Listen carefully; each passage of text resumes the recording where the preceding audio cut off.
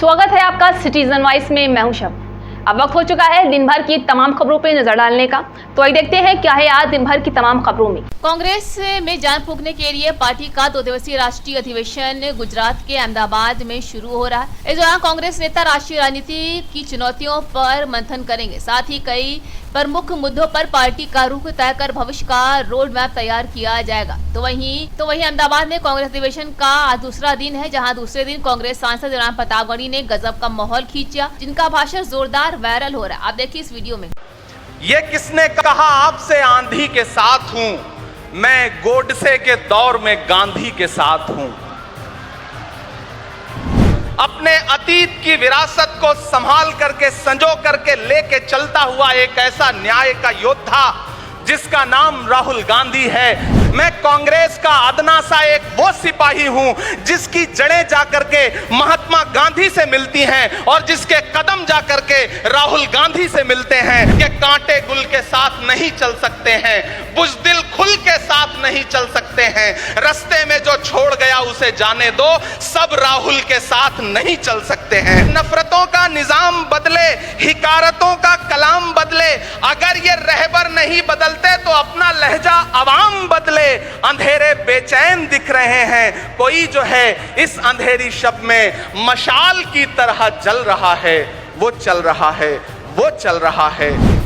हम सबकी नेता, हम सबकी प्रेरणा स्रोत आदरणीय सोनिया गांधी जी, हमारे नेता आदरणीय राहुल गांधी जी, केसी वेणुगोपाल जी और पूरे देश से आए हुए ऑल इंडिया कांग्रेस कमेटी के जो तमाम सदस्य हैं, सबका स्वागत करता हूं। ये किसने कहा आपसे आंधी के साथ हूं, ये किसने कहा आपसे आंधी के साथ हूं, मैं गोडसे के दौर में गांधी के साथ हूं। इस राष्ट्रीय अधिवेशन में पूरे भारत के एक एक छोर से, एक एक राज्य से आए हुए कांग्रेस पार्टी के जो तमाम सदस्य यहां पर उपस्थित हैं, मैं आपकी ऊर्जा को सलाम करता हूं और मैं आज जो प्रस्ताव पेश हुआ है उस पर बात करने के लिए आपके बीच में खड़ा हूं। एक ऐसा मुश्किल दौर है जब सत्ता में बैठे हुए सत्ताधीशों ने नफरत को अपना परमानेंट हथियार बना लिया हो। ऐसे समय में कांग्रेस पार्टी देश के हर कोने में जा करके मोहब्बत की बात कर रही है, प्यार की बात कर रही है। और इस जो कार्यक्रम का नाम है वो न्याय पथ है। न्याय पथ यानी कि इंसाफ का रास्ता।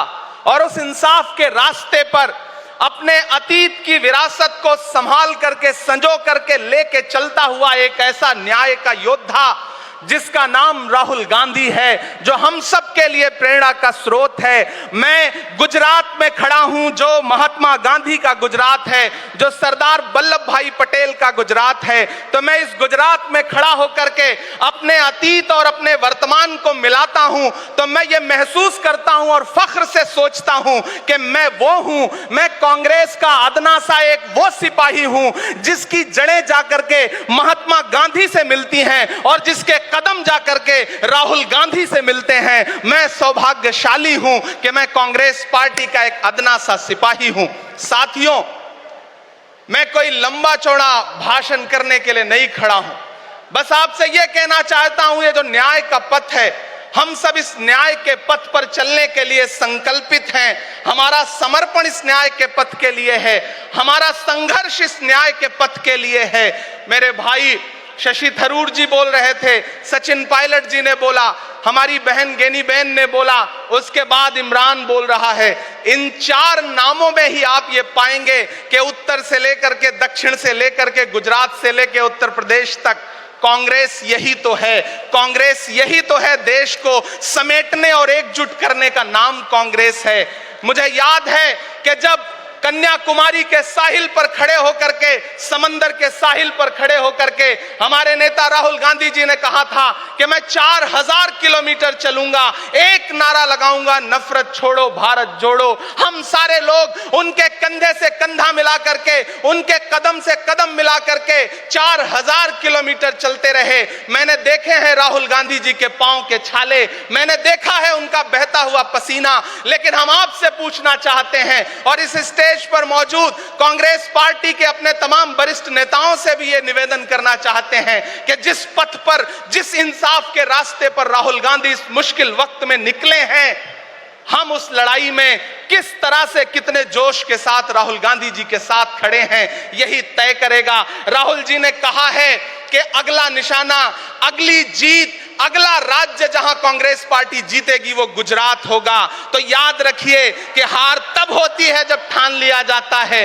हार तब होती है जब मान लिया जाता है, जीत तब होती है जब ठान लिया जाता है। अगर हमने ठान लिया कि जहां से आज सत्ता के शीर्ष पर बैठे हुए लोग नफरत परोसने का काम कर रहे हैं, असमानता का काम कर रहे हैं, संस्थाओं को कुचलने का काम कर रहे हैं, उनके खिलाफ अगर हमने उन्हीं जड़ों में जाकर के मेहनत की, हिम्मत दिखाई, तो मुझे पूरा यकीन है कि जिस तरह अंग्रेजों के खिलाफ लड़ते हुए कांग्रेस पार्टी ने इस देश को स्वतंत्रता संग्राम के जरिए आजादी दिलाई थी, तो यह लड़ाई भी उस स्वतंत्रता संग्राम से कम नहीं है। उस लड़ाई का नेतृत्व महात्मा गांधी जी कर रहे थे, तो इस लड़ाई का नेतृत्व राहुल गांधी जी कर रहे हैं और हम सारे लोग राहुल गांधी जी के साथ खड़े हैं। हो सकता है कुछ लोग इस सफर में, इस मुश्किल सफर में छोड़ के चले गए हों, उन्हें नजरअंदाज करिए और एक नई पीढ़ी, एक नई ऊर्जा के साथ राहुल जी के साथ खड़ी हो।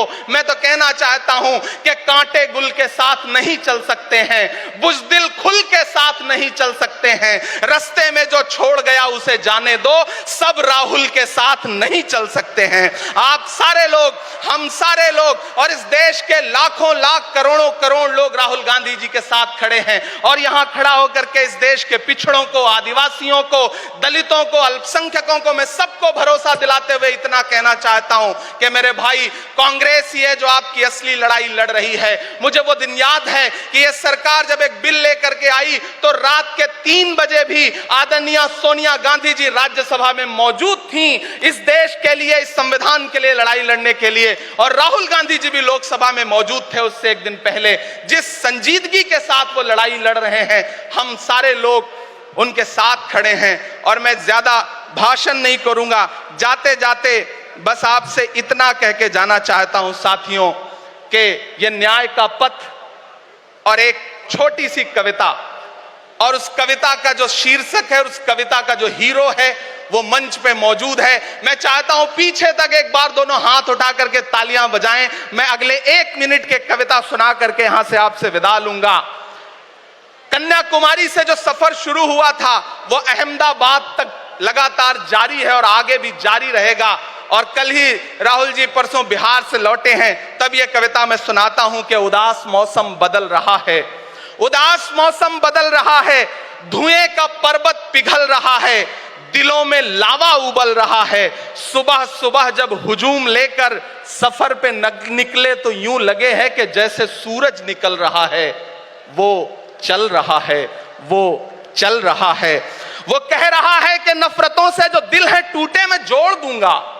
एक नारा नफरत छोड़ो भारत जोड़ो, एक नारा नफरत के बाजार में मोहब्बत की दुकान खोल ली है। वो कह रहा है कि नफरतों से जो दिल है टूटे मैं जोड़ दूंगा। वो कह रहा है हर एक दरिया, हर एक तूफान को मोड़ दूंगा।